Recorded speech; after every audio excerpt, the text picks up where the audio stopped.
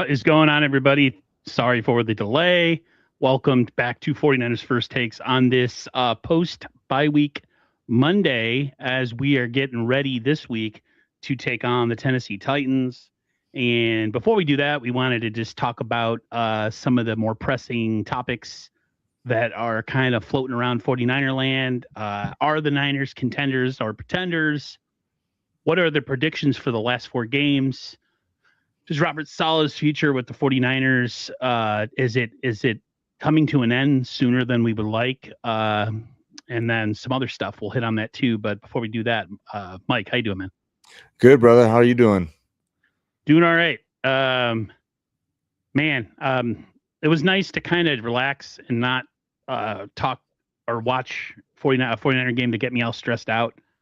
And I can just kind of relax back and watch other games. And I came away from yesterday feeling worse about the 49ers than I did the previous week, just by seeing how good the Rams dispatched the Cardinals, or how easily the Rams dispatched the Cardinals. And one of the first things we really wanted to get into, I talked to us off stream, was, are the 49ers contenders or pretenders? And based on what I watched yesterday, my my confidence in the 49ers, while I'm happy that they're in the mix for the playoffs and have a chance to be in the playoffs in the next couple of weeks, depending on how their win-loss record is, my confidence still isn't super high. And so I kind of wanted to ask you what yours was, and then we can go from there. Yeah, same thing. I mean, I didn't really catch any of the Seahawk game, to be honest, but I did. So when you were talking about the stress level, I was still stressed out because I was so upset of how good Puka Nakua is. I caught, part of the Rams game. I didn't watch the whole thing. It kind of got out of hand after halftime there, and it wasn't worth it anymore. But oh my God, that guy is just something else. And when Stafford has time, he is gonna pick you apart. And they can run the ball. Their defense is ferocious. It just seems like they're firing on all cylinders right now. And like you said, I came away feeling a little less inspired about the playoffs, about our chances, I should say. I mean, any given Sunday, right? But given what we saw, it was little disheartening. I don't know, man. Like, I'm always kind of the negative guy in the bunch. A lot of people say that I'm not a true fan because I always kind of side on the side of, the glass being half empty. But you see what it's going to take to beat a team like the LA Rams. And you look at the 49ers in their current form, and I have a hard time believing that our defense honestly could compete with an LA Rams offense, and our offense could compete with scoring the same amount of points. Especially lately with, Brock looking like,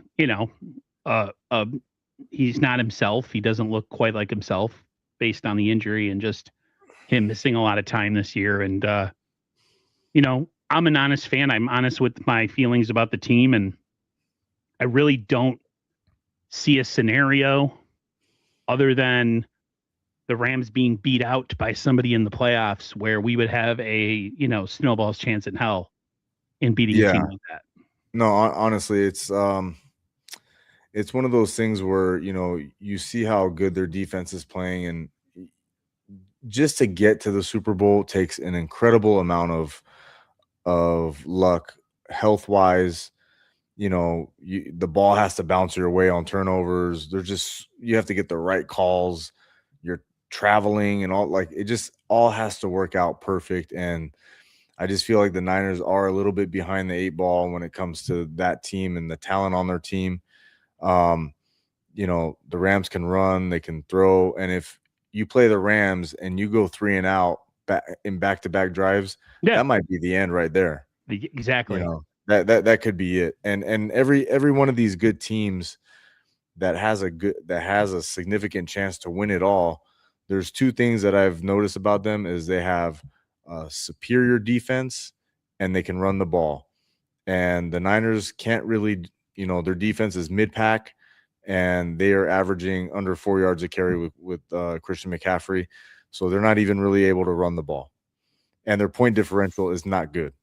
These guys like, Seattle, I think is like 100 points or something. It's like out of this world. So it just puts in perspective like how good those teams are. Yeah, and then you just look at the fact that like you look who we've beaten. Like, let's be honest with ourselves. We got to truly be honest with ourselves as a team.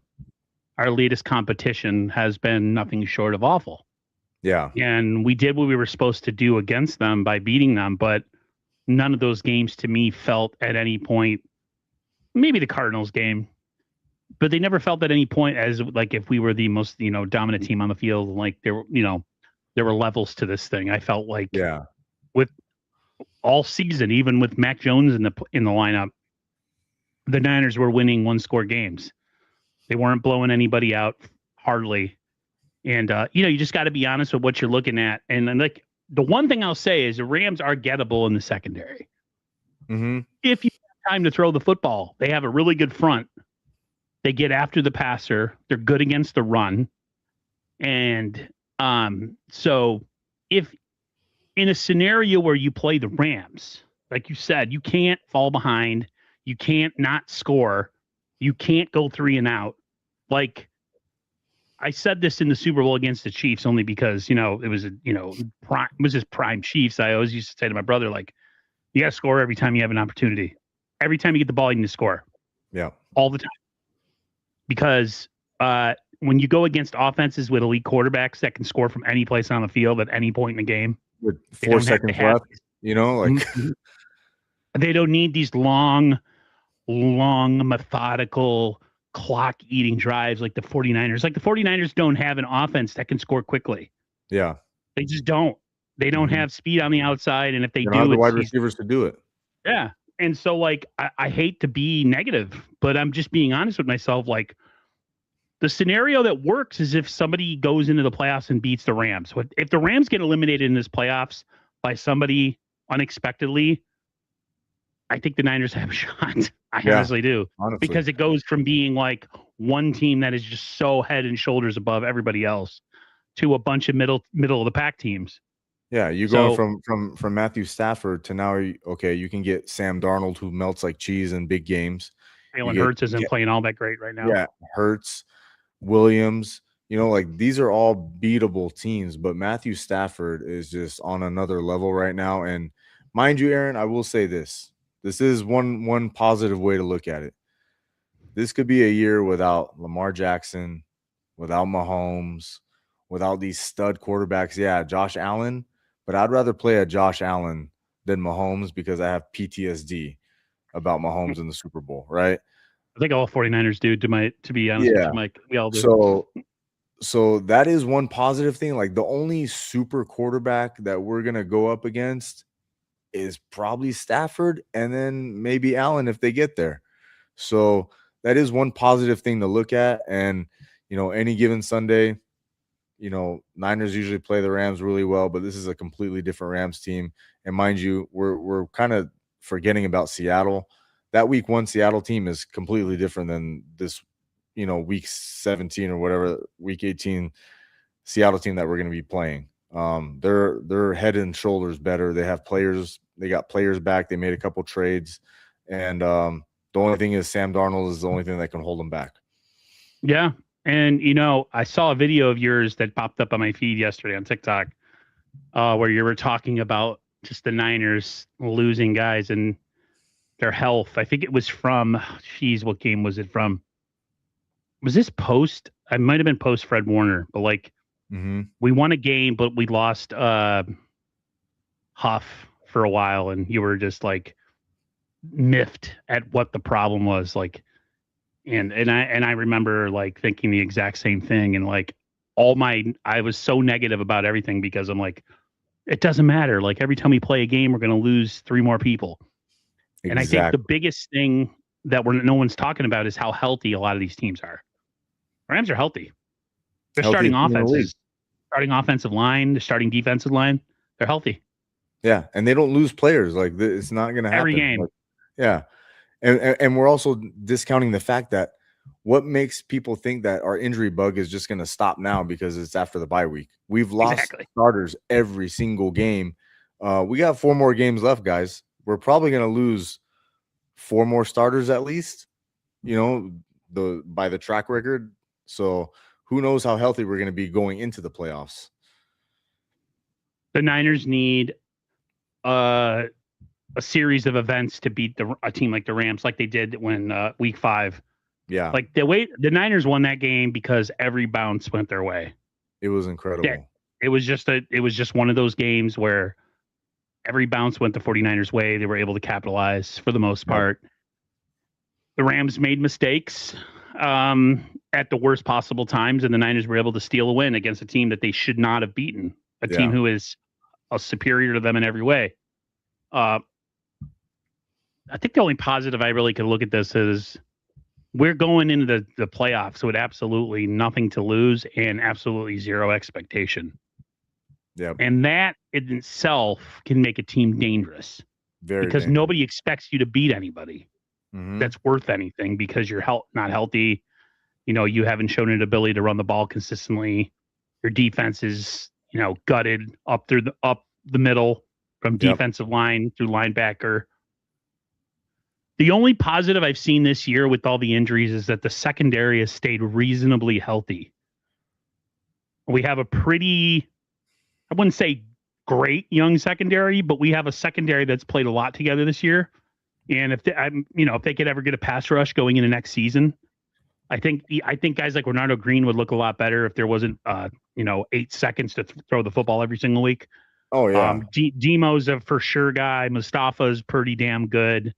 Upton Stout's been up and down, but he's shown flashes that he could be decent, right? Yeah. So I look at that and I'm like, okay, there's a positive in that aspect. And then you go into the playoffs. Niners are going into this playoffs with nobody expects them to be like the Rams. Like nobody expects it. So I mean, that's the only way you could really look at it. It's almost easier this year because if we had the record that the Rams had, and we were going in there with the number 1 seed, that's more pressure. Like we're both stressed out of our mind because we're like, we can't lose this game. We're the number 1 seed. Niners are going in essentially, unless something crazy happens with the win-loss stuff, and I'll bring up this and I'll put this on the screen. Certain scenarios going into next Sunday. Zoom that in a little bit. Hold on one second. These are the scenarios for the Niners to either move up or move back. So we have here's an early look at the potential movement. Plausible too. 5th seed win against the Titans, which is totally doable. Rams lose, Detroit or Seattle lose to Indianapolis. Yeah, Seattle's not losing to Indy, that's for sure. No. 2nd seed win and Rams or Seattle loss. I don't think either of those are going to happen next week. And then the 1st seed win, Rams loss, Seattle loss, Green Bay loses to Denver. I don't see that scenario. I think the 6th seed is going to end up being the Niners' kind of resting place. I don't see them unless hell breaks loose and all of a sudden there's a rash of injuries on the Rams or the Seattle's defense or offense. I think the Niners are going to stay locked into that 6th seed. What about you? Yeah. I mean, Seattle's not losing to Indy. They don't even know who their quarterback is right now. I don't know if you just saw the report. They're bringing in Phillip Rivers. Yeah. So it's like, that's good news for us. I mean, hopefully, but even if they want to run the ball 25 times in a row, I don't know if we'd be able to stop it. But that is good news for us as far as, Daniel Jones being out and then bringing in some guy who hasn't played football in a couple years to try to play quarterback. Their backup Riley Leonard is also not ready, and Anthony Richardson won't be active. I don't know what happened to his eye. So listen, the Niners are having it set up for some things to break their way when it comes to the playoffs. That's kind of feel like that's been the case all year with the 49ers, that they've had things kind of break their way. Scheduling wise and players being hurt and nobody playing or this, that, and the other. I'll take it. I don't really care how they do it or how they get in there as long as they get into the playoffs. And then whatever happens after that is bonus. And even if we have to go play the Rams at SoFi, I would almost rather that because it seems like the Niners play better at SoFi than they do at home versus the Rams. anyway, and it's a home game anyway. So, I mean, what's the big deal? What's the big deal? What is the big deal? Seriously. I want to take a look at this. I'm bringing it up on screen here. We'll take this down and we'll bring this up. And so here's a look at the 49ers next 4 opponents. So we have the Tennessee Titans. How are you feeling about the game against the Titans? I don't see a scenario where the 49ers could actually lose this game. Yeah, they better not. They better right. not. Exactly. They're going against a rookie quarterback who's had a up and down season, mostly down. And then we have the Colts, who could be down to like you said, a free agent who hasn't played in like 5 years at quarterback. The Bears and the Seahawks games are 2 of the games that worry me the most. One, the Bears are doing really well this year. Their defense is pretty decent. Yeah. And then Seattle's defense is no joke either. No. And the Niners offense really hasn't shown you the ability to be explosive. Like I said, they're not an explosive offense. They have these guys that they draft like Watkins. They don't use them. They have Sky Moore on their team. He's good for punt returns and stuff, but the Niners just don't have a lot of speed. So when I see suffocating defenses, it worries me.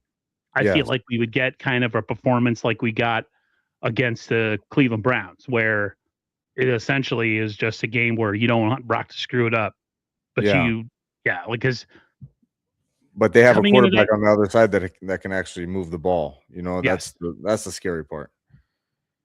So I think, you know, between these first 2 games, the Titans and the Colts, it's going to be the same scenario for me. Like, well, first with the Titans, my thing with the Browns game the week before is I didn't care if they won 1-0. As long as they won that game and got out of there, I didn't care how it looked, what it looked like, you know, how ugly of the win it was. Just get out with the win. This game needs to be a beatdown. Honestly, this can't be a 1-score win and Niners got out of there. Like, no, if you're gonna compete and be in the playoffs and be a contender, then this should be a multiple score win.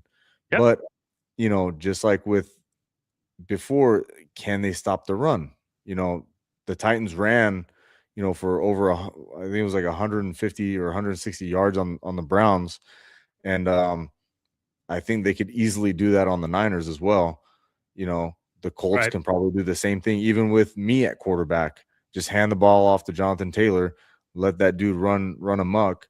Can we stop it? I don't know. But the 2 big measuring sticks that's going to show what kind of team the 49ers are is against the Bears in Seattle. That's when you know, okay, are you really a contender or are you a pretender? Because if these games turn ugly, you know, you don't stand a chance. You got to be able to move the ball and push the ball down the field. You know, it was cute watching Brock not make mistakes and throw the ball away last week. That was all, or 2 weeks ago. It'll be 2 weeks this Sunday, but like, yeah, it was great. He didn't make a lot of mistakes, and we won the game. You know, we did just enough offensively. But like, this is the playoff stretch. This is where you want your team to play its best ball of the year. And my 2 biggest worries are sustainable offense and stopping the run. Yeah. I love how everybody brings up the statistics of us being like in the top 15 against the run, but when you watch games, you see that teams stop running the football. Yeah. And it's not that the 49ers are stopping them. I mean, the Niners get gouged in a run game. And I don't understand what is it exactly that is the problem. Is it the defensive line not getting pushed? Is it the poor linebacker play because we're playing with, you know, 4th, 5th, and 6th, you know, guys on the depth chart, you know, with Curtis Robinson and special teamers that have no business being out there. Like, what is the problem? So my hope was, or at least, you know, my hope is that they looked at it during the bye week. I mean, I have total faith in Rob Saleh as the defensive coordinator. Absolutely. I just don't have the faith in the actual personnel that we have on the field. Yeah. You know what I mean? Oh, you're right. And like we said earlier, the Niners are not going to have the luxury of playing Jacoby Brissett and Bryce Young and Shador Sanders and Cam Ward Yeah. in the playoffs, where they can get away with making mistakes because that offense can't score back. So if you're going to be playing these top teams and allowing them to just run and gush you, like, they're going to have quarterbacks that can also air it out too. So you're going to be in big, big trouble. And the Niners have to show that they can, especially coming out of a bye week. This better be a beatdown game. Like, there's no excuse here. I'm sorry. The Titans just got done getting beat up in Cleveland. They won the game, but that was a hard-fought game for them. We're rested, and we're going to get some guys back. Brock Purdy better come out here and light these dudes up because they have one of the worst passing defenses in the league. So go and get them. Trying to bring up some of the injury returns that we got coming here. So we have from Matt Barrows, some of the players that might be coming back after the bye. We have linebacker Tatum Bethune, high ankle. Eddie Pinheiro, hamstring kicker. That'll be a great thing. Mm-hmm. Here's one for you. Here's two for you, but especially Yitter Gross-Matos. I don't have any confidence that he's not going to re-injure his hamstring getting up off the toilet before practice. Just save him for the playoffs. Just save him for that one playoff game. Let me remove this off the stage and add this to the stage. But the sad thing is, he's really the only reinforcement that we're getting. Obviously Tatum Bethune will be pretty big, but like, as far as any juice to the defensive line, that's the only thing we have to look forward to, is to get him back. And when he did play, he was pretty decent, but can he stay on the field? And I'm almost to the point, like, bro, maybe we should just, even if he's healthy, just like let him get super healthy and then just wrap him up for the playoffs and just have him go then, because we should be able to get to the playoffs without him. But man, if he gets hurt again. Yeah, they have I would have never thought that getting Sam O back would be something that I'd actually be happy about. But oh, no kidding.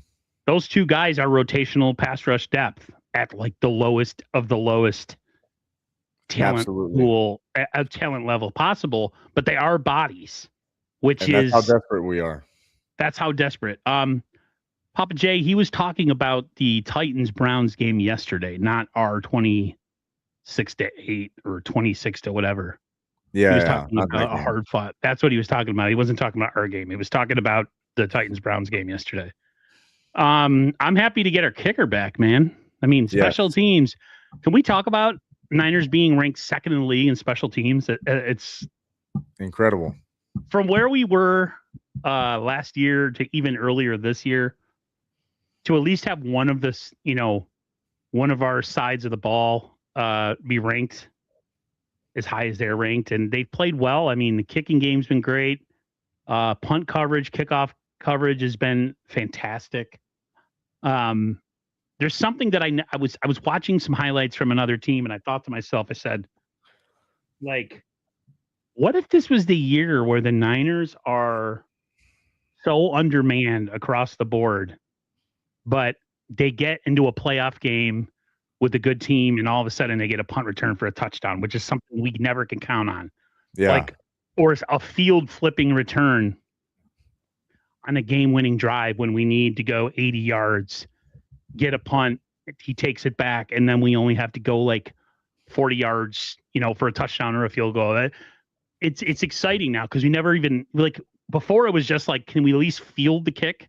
Can we at least field the kickoff and not fumble it? Now it's like every time Sky Moore gets it, I get excited. And that's something we haven't thought about since Ted Ginn Jr. We're talking like over a decade ago. Yeah. During the Harbaugh era. So and honestly, if Niners get into the playoffs, that is a weapon that they have to help win a game against a really good team, is to use that special teams card, flip the field, kick long field goals, get good returns, pin them back, deep in their own territory.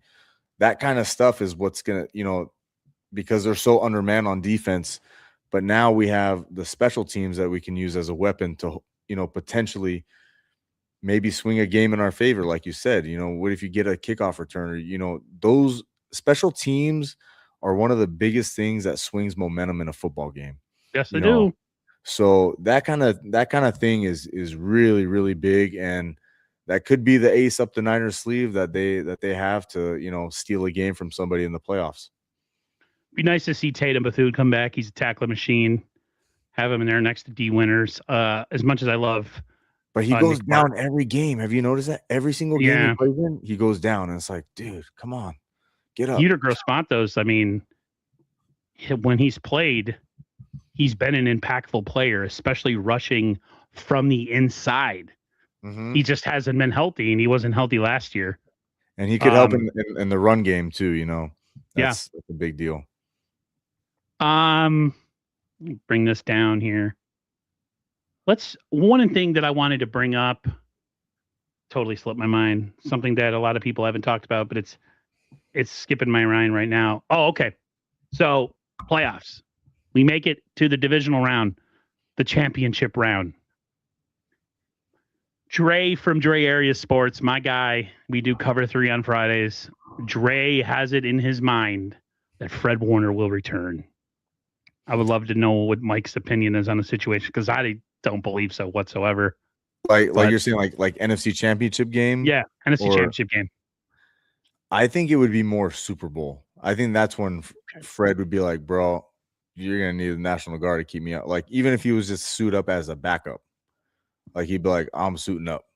Like I think he's so hurt by the last 2 losses that if we were to get that far, I mean, right now that conversation is like, yeah, that's not going to happen. But I think like if that game was tomorrow and he's, accelerated in his healing process so far, I think that dude would be like, I'm stepping foot on that field one way or another, even if it's just for one snap, just to say I played in the game and I did something, because I think he's so disgustingly hurt by the last 2 losses and especially the last one.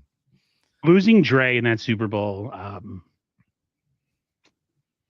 I was numb that second half. Yeah. I was hurting, and I know it's sports and it's not, it's nothing we can do, but like I've been a 49ers fan going back 36 years almost. I get emotional. Not emotional like cry. Well, no, I've cried after a game. I'm not gonna lie. Yeah. I get emotional. I'm an emotional guy. Like I'm passionate about 49ers. I can still be functional and, eat, sleep, and take care of my bodily functions, but like it sucks, man. Like him going down in that game was to me one of the worst things that could have ever happened. That was the game. That was it. I mean, sorry. when they had who replaced him? Jesus. Was it Burks? Oren Burks replaced him in that game. Yeah. And then what? They just went after him and it was like 10. He allowed like 10 catches for like a perfect passer rating. Yeah, something like that. It was pretty rough. And then just like, I'm not a conspiracy guy, but I am when it comes to the refs and how they get no penalties at all is just like insane to me. Sorry about that. Messing with the camera here. It just drove me crazy. And then, they had that report come out saying that, yeah, there was bias towards the Chiefs, during their Super Bowl runs. And it was just like, man, it was so obvious. So obvious. Yeah, it was, I don't care what anybody says. UTEP. Yeah, I don't care what anybody says. It was obvious to the eyes. You didn't need to do a study. It was clear and blatant. And, 2 Super Bowls in a row, they get away with horrible officiating by the same crew. But, neither here or there. They just got to win one and it makes it all go away. I didn't realize how bad there's New York. There's a guy who does reporting for New York. He went away for a while. He got in trouble with some betting or something. I forget. He's back on New York radio. I forget his name. He talks about the Chiefs ad nauseum, about how they're a bunch of cheating ass, losers, and they're getting what's coming to them. I forget his name. If you're a New York sports fan, you know exactly who I'm talking about. He did a show with Boomer Esiason for a while. And they used to he went to jail for a little bit for some legal issues and then got out. But he's just been like, oh my God, like they're getting what they deserve. Look what happens when you don't have help. I'm like, I'm a 49er fan and I've kind of gotten past it. I've kind of learned to deal with it because there's nothing you can do about it. Yeah. But when I listen to videos like that, or you watch just like a whole segment on a radio station, it kind of reignites that anger again. And you're like, Oh yeah. mother, Yeah. they And you stole see that it now. from You us. see they're getting the calls that like any other team would get, and you're like, see, this is how it's supposed to be. Like, oh my gosh. Yeah. Drive me nuts. I wanted to talk about something uh, that is coming up in discussion right now, and that's the future of Robert Saleh, possibly being a head coach. How are you feeling about that, man? I'm worried a little bit. The one thing that I'm questioning a little bit is if he didn't agree to stay for 2 years, why would they give him so much control of the draft, right? Right, And like so much personnel power if they knew dude was going to leave in a year. You know what I right. mean? It just kind of seems like a little like I don't know, it doesn't make sense, but like I guess if the perfect scenario rolls up for him, like of course he's gonna take it. But maybe he just wants to be like, nah, man, let me be a coordinator for 2 more years. Let me handpick my spot. But it seems like some good spots might be opening up, like Baltimore, maybe Pittsburgh, maybe some of these teams that they're pretty close, and he doesn't have to do too much of a rebuilding, and they're not like you know dysfunctional franchises like the Jets. We were So talking on this show Friday. We were talking Buffalo being mhm. a possible destination, Buffalo too. and But I mean, but if Cincinnati. we go deep, you know, they probably stick with homeboy. But Cincinnati's kind of dysfunctional too a little bit. Yeah, But I he mean, you would be have Joe going to an Burrow. organization that doesn't like to spend money, but you have the offense intact. Yeah, You just need a absolutely. defense. Could he come in there and fix that defense and draft some players, and all of a sudden they're a complete team, and Joe Burrow can finally live up to all the praise that everybody gives him, even though he hasn't accomplished anything. Yeah, I Um, mean, it'd be hard to decline a job where Joe Burrow is a quarterback. You know what I no, mean? it would be if the Niners tomorrow said that they were going to trade their whole draft to sign Joe Burrow. As much as I love Brock, I mean it's Joe Burrow, man. It's Yeah, like that's a generational unreal. talent. He's super swaggy, Yep. which he reminds me a lot of Montana in the fact that he doesn't seem bothered by anything. One Yeah. of my favorite things about Joe Montana is Joe Montana had a lot of confidence in himself. Yeah. And it's nice when a Yeah. quarterback has confidence and they exude confidence. Um, Papa J saying Baltimore. Um, that would be an interesting possibility. I mean, he would be going in there with Lamar Jackson Yeah. And again. a great organization too. Yeah, they're an incredible organization. So yeah, Papa J, that's actually that is an interesting destination. I don't want him to go. Um, how many? I said this on the show on Friday. I said this to both Dre and Sterling. I said, how much of it though is us overhyping Salah versus what the outside world that is not 49er people, 49er front offices? Hmm. What's their opinion? Like, are we overstating his brilliance? And then teams who are actually looking for a head coach are actually looking at him and not in the same light. You know what I mean? Like, there's that. And we Yeah. love him. He's dear to us. He's done a master class with nothing this Yeah. year. He's Well, he's got his front seven has been decimated by injury. the only thing I can say to like regarding outside is, I have friends that are, fans of other teams, and they all praise Robert Saleh. So that's like the closest thing I can get as far as like outside reaction to what people think about Robert Saleh outside of the 49ers. A lot of my friends who are, fans of other teams, they all think that, he's the greatest thing. So maybe that's how front offices feel as well. I feel like he would be probably the number one, choice, or the top candidate for most teams out there. just defensively, like everywhere he goes, his defense is legit. And he had a disciple in uh, D'Amico. D'Amico, and D'Amico's been able to build a solid team over there. And That is a bad. Those are some bad boys in there, and man, oh with the man, Texans. yeah, that defense is nasty. And it reminds me So, of us a little bit when we were that good. yep. Just swarming, chaos. I looked at that and I'm like, it must be nice to have a real defense. You know what I mean? Like, Yeah, now we got Curtis Robinson and Tatum Gordon Bethune. Elliott. Oh god. It's when you look at our roster right now, it's like we really try to be positive, but at least the offense is reasonably healthy. Yeah. Other than one player that we're probably not going to see anymore. Kind of transition to that. What's your thought, man? Like, what's your final thought on the Ayuk situation? They keep talking as if it's not something that looks like it's going to happen, but they're hopeful. If it was your decision, if it was Mike's decision, based on what he's done, based on his attitude, would you even want him back? Because I don't. No. I don't want him anywhere near any of these players.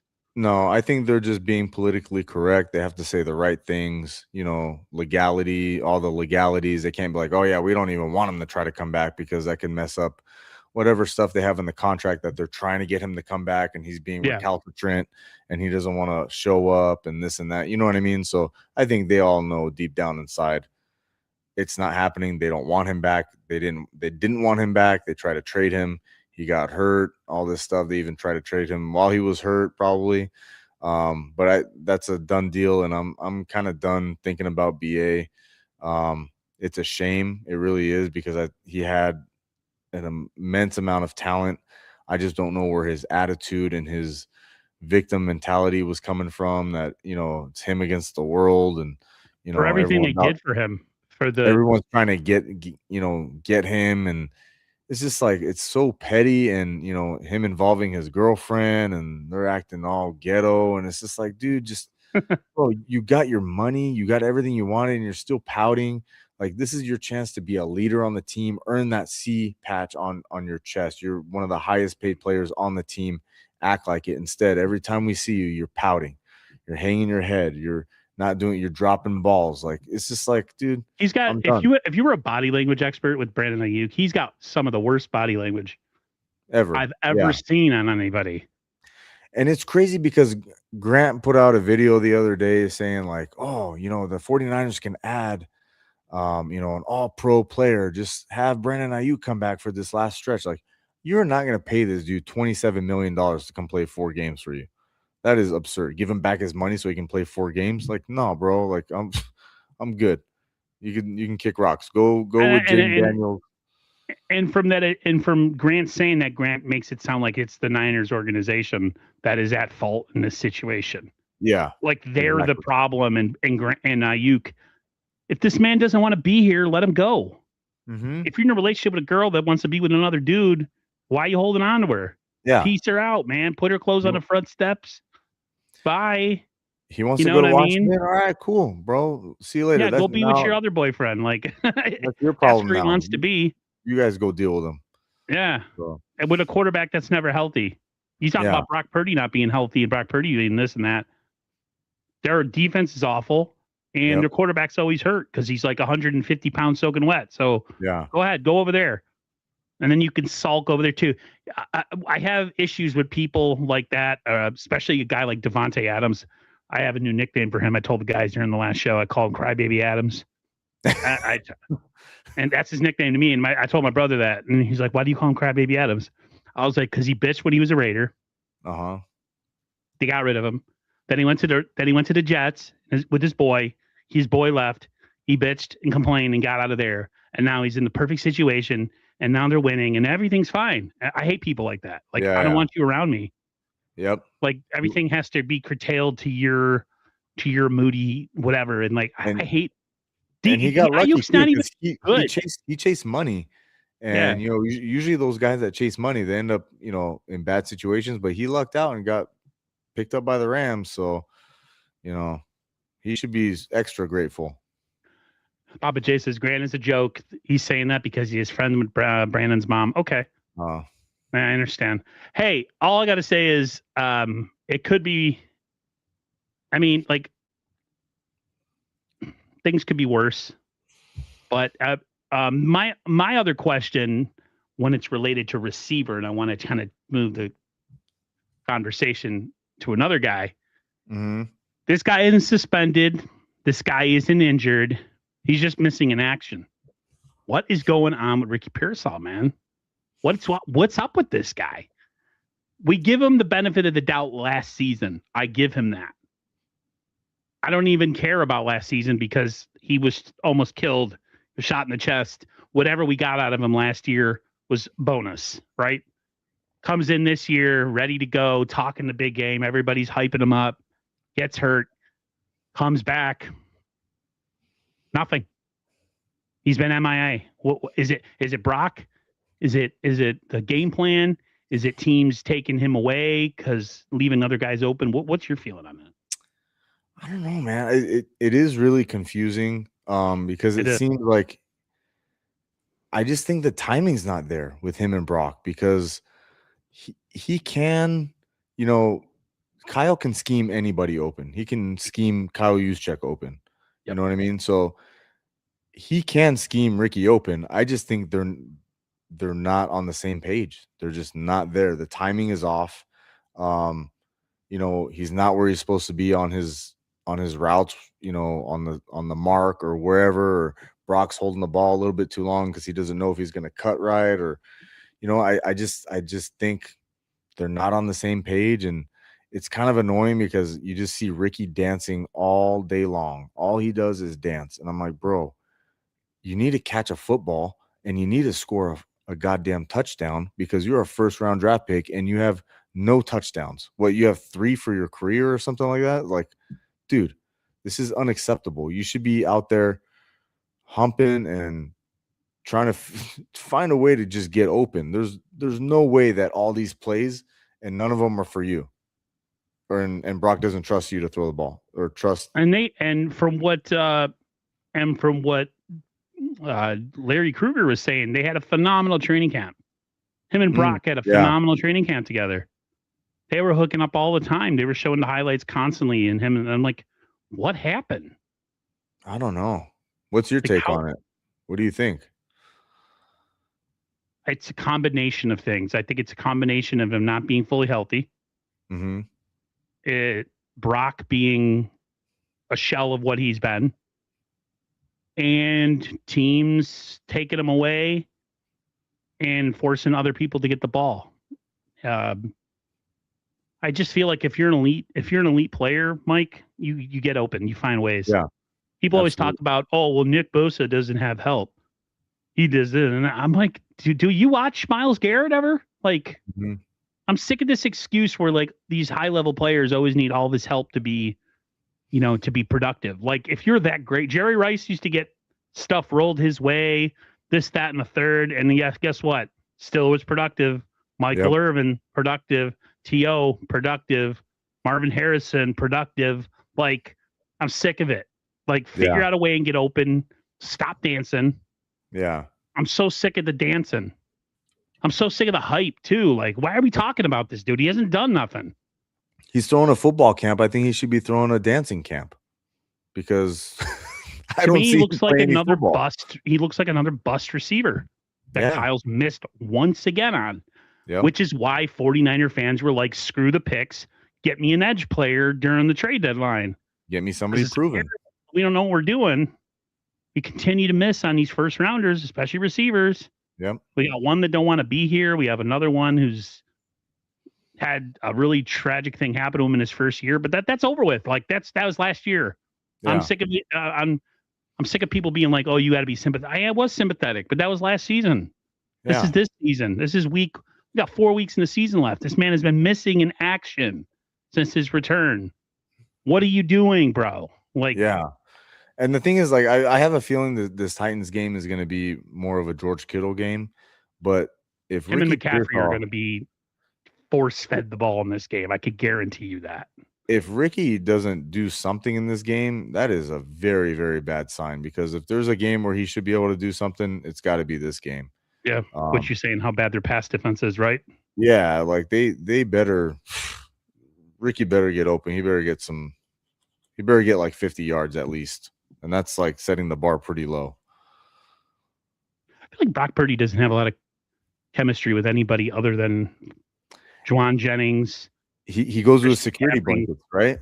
He goes to his 3 security TNT, blankets. He never puts the ball to anybody else. Yeah. I don't understand it. I don't. We could probably like transition to the last topic with Brock. With Brock, with 4 games left, we talked a lot about what we expect to see from Pearsall. What's your concern? 1, what's your concern level with Brock Purdy? And 2, what would you like to see these last 4 games? My concern level with Brock Purdy is which Brock is going to show up. Is it going to be conservative Brock like we saw last week, where he's not force feeding the ball into bad situations and he's taking the throwaways instead? Or is it going to be hero Brock, where he's going to be forced to force the ball downfield? You know, let's say if we play the Bears and we get behind, or Seattle, we get behind, and he's got to, you know, force feed the ball to these wide receivers who can't separate against really good secondaries. What's going to happen? I miss the old Brock. I'm hoping he gets more healthy this week. But I just want his decision making to be a little bit better. That's all I'm looking for. It's not even the physical aspect. Just make the better decisions on where you're putting this ball, because we can't afford to have, you know, multiple turnover games against these good teams and in the playoffs.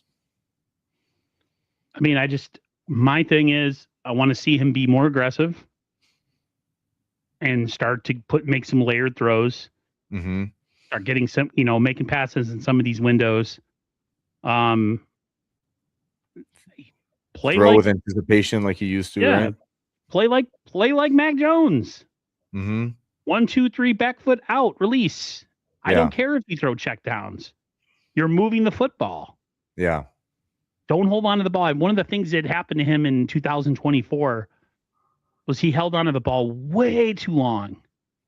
Yeah. And he was doing that a little bit against the Browns, but I actually, you know, I was good because he wasn't forcing it. You know what I mean? He was getting out of the pocket. He had to move. I want to see him look more comfortable the next 4 weeks. I want to see him. I'm not saying he has to return to who he was in 2023, because he's not healthy. Brock's not healthy. I don't care what he says. He's not thinking about the foot. I disagree. Mm-hmm. He's 100% thinking about his foot. Yeah. He doesn't look as stable in the pocket. He doesn't look as confident as he did in 2023 or 2022. So, I mean, those things got to change. We're going against 4. The Bears are a decent team. Seattle's got a decent, you know, they're a pretty good team. They have good defense. So I would like to see a gradual growth over the next 4 weeks. Yeah, because the passing game is so out of sync right now. It is. Everything just seems very forced. Nothing is fluid. Nothing is easy in the passing game. You know what I mean? Like, even when there's a completion, it's just like, oh, that was dicey. You know, right. I get the same wide feeling. Open, no one's getting yards after the catch. You know, it's like the second the ball hits them, they're going down because he has to force it in these tight windows. These guys can't separate. It's just like the passing game is just so dysfunctional right now. Hopefully they can find a way to get it going. The offense is so condensed. Yes. And it's been like that for years. Mm-hmm. When are they ever going to get anybody with any speed on this offense? They draft these guys like Danny Gray. They never use them. They go away. You draft Watkins. He doesn't play. He's always a scratch. Mm-hmm. Like, I would love to see this offense be more dynamic. Yeah. Do something that we haven't seen. Because if you do, and you throw the ball downfield, all of a sudden, all those like really hard throws that you're not able to get the ball to Pearsall, all those other guys, all of a sudden those guys they have a little bit of more room because now the defense is like, oh shoot, he's willing to go, he's willing to throw it deep. Like we're And so condensed. you can run the ball too. Yeah, You exactly. can Because run then it they're not easier. sitting everybody in the box. Yeah. Kyle still plays it safe. Mm-hmm. There are times before halves where we end up getting down the field and we intend to run out of time because Kyle's conflicted within that moment. Yeah. What'll happen is he'll be like, okay, we're just going to run the ball here or we're going to throw a pass, get down, and we're going to run the clock out. And then the guy breaks a tackle and he goes for like 45 yards. And all of a sudden it's like, oh, shoot, check that. We got to try to make a throw for the end zone a couple times. And then eventually we settle for a field goal. Kyle, I don't know, man.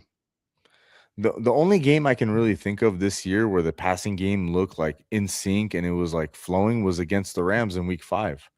You know, like they were chucking the ball. Guys were open. They were schemed open. Kendrick Bourne had an amazing game. And he was always open, you know, for even being how slow he was still wide open half the time. And it was just like, man, that's the only real game I can think of where the passing game was just like really like in sync and it like really took off. But like since then it's just, I don't know. It's not good. Not good at all. I'm looking forward to a victory on Sunday with the Tennessee Titans. I would love to see Brock have a strong game. I would love to see the offense have a strong game, and Mike just get out of the game healthy. That's all we can ask for. Yes, absolutely. No injuries. Just enough with the injuries. So that's going to do it for us. We're going to get out of here.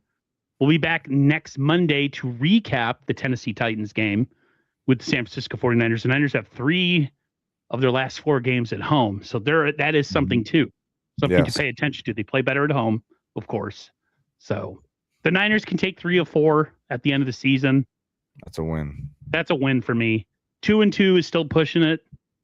But they can go 3-1 in the next 4 games. I should be all right with that. Papa J's got us winning 31-9. I'm not going to do any predictions till Friday with the cover 3 guys. Yeah. Who knows? Maybe we'll have Mike come back on. We'll see. Yeah. If he's able to. But everybody, take care. Everybody who chimed in the chat, thank you so much. Thanks for putting us being a little late. That was on me. And we'll talk to you guys next week on 49ers First Takes. Peace, everybody. Good night, Aaron. Peace, brother.